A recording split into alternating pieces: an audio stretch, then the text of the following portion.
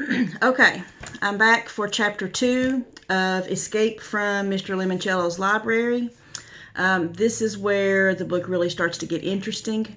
You will soon realize that this library is nothing like our library or any library that you have ever seen in your life.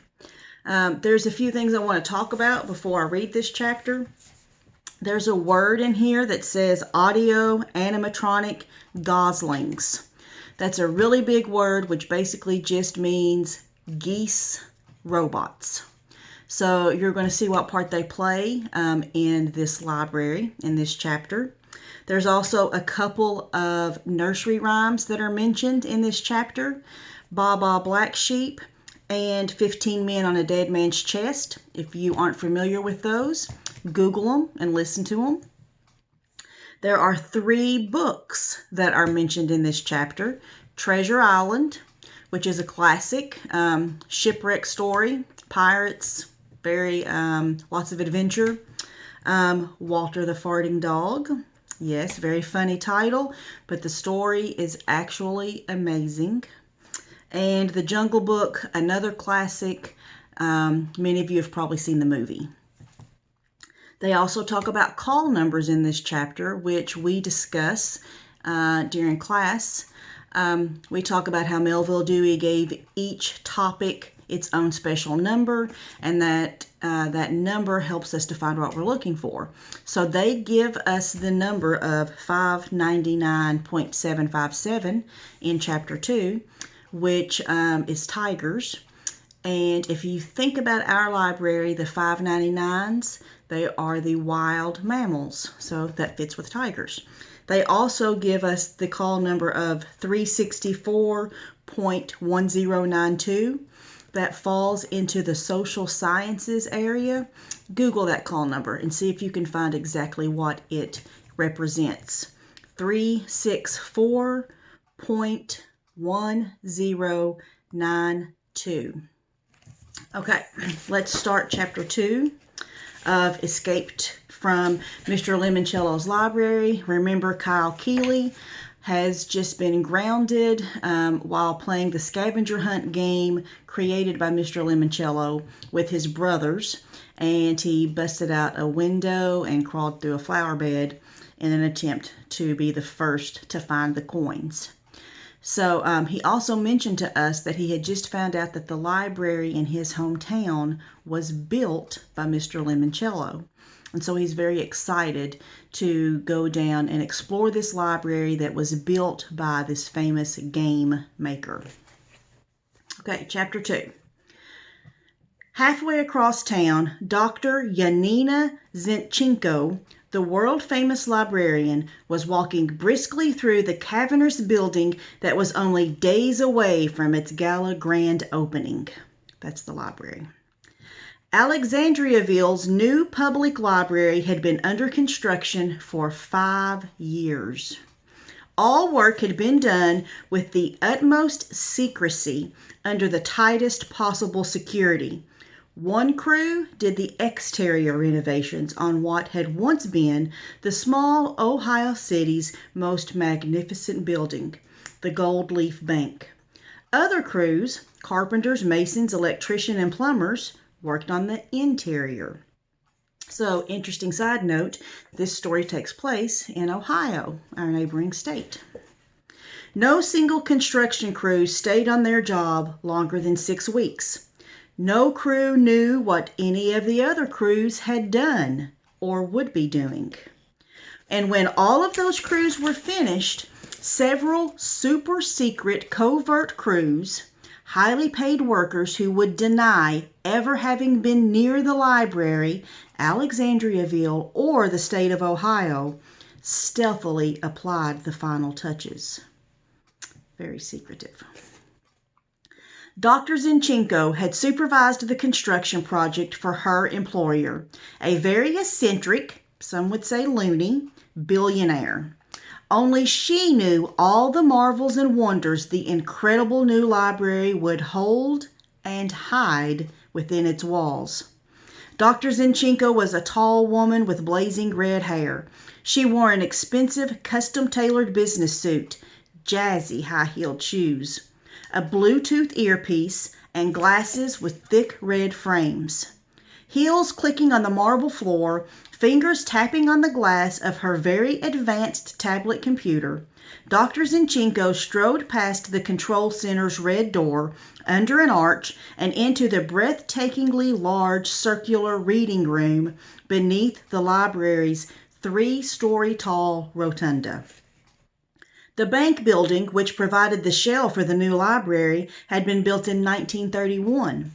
With towering Corinthian columns, an arched entryway, lots of fancy trim, and a mammoth shimmering gold dome, the building looked like it belonged next door to the triumphant memorials in Washington, D.C., not on this small Ohio town's quaint streets.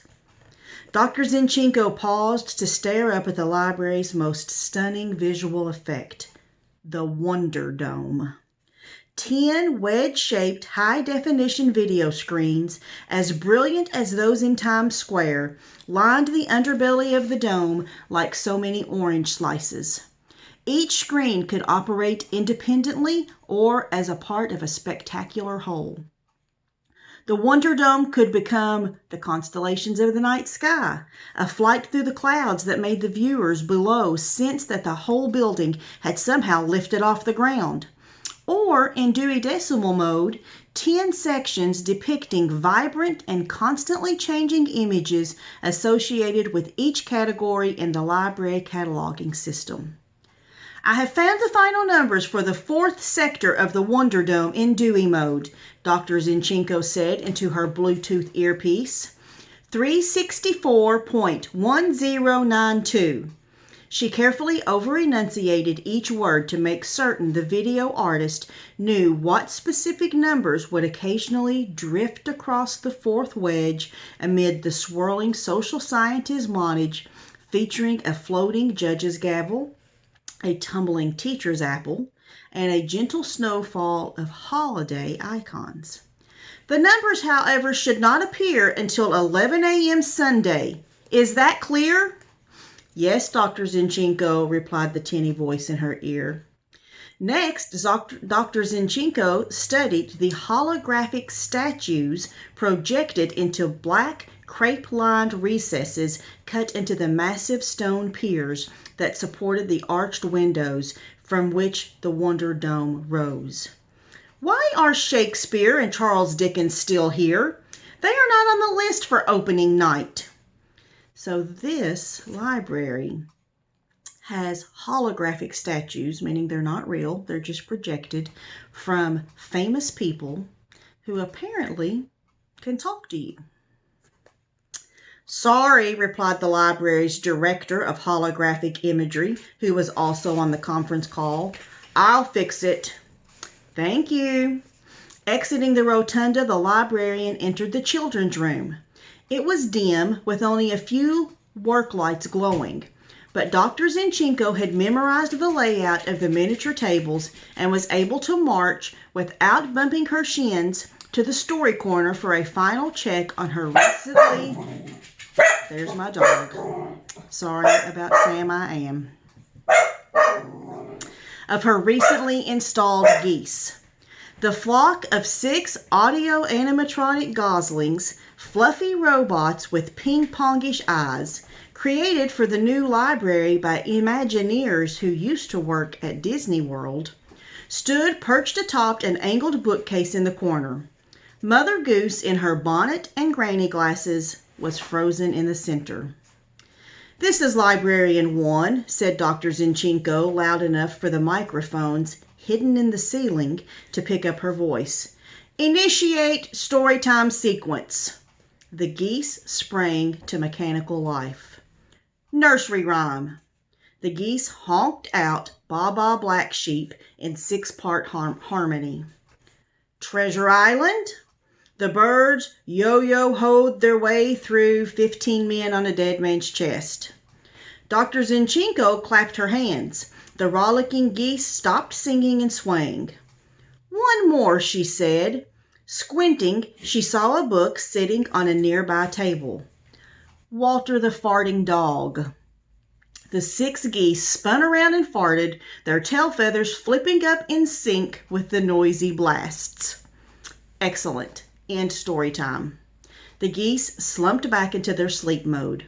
Dr. Zinchenko made one more tick on her computer tablet. Her final punch list was growing shorter and shorter, which was a very good thing. The library's grand opening was set for Friday night. Dr. Z and her army of associates had only a few days left to smooth out any kinks in the library's complex operating system. Suddenly, Dr. Zinchenko heard a low, rumbling growl. Turning around, she was eyeball to eyeball to icy blue eyeball with a very rare white tiger. Dr. Zinchenko sighed and touched her Bluetooth earpiece. Miss G, this is Dr. Z. What is our white Bengal tiger doing in the children's department? I see. Apparently there was a slight misunderstanding. We do not want him permanently positioned near the Jungle Book. Check the call number, 599.757. Right. He should be in zoology. Yes, please, right away. Thank you, Miss G. And like a vanishing mirage, the tiger disappeared. End of chapter 2.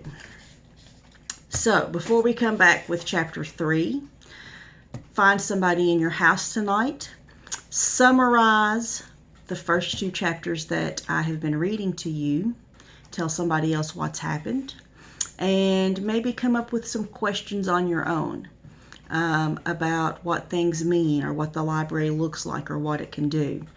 Predict what you think is going to be happening next.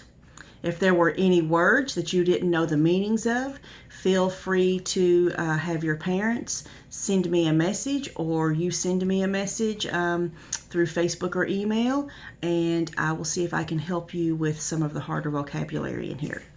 I will see you soon for chapter 3.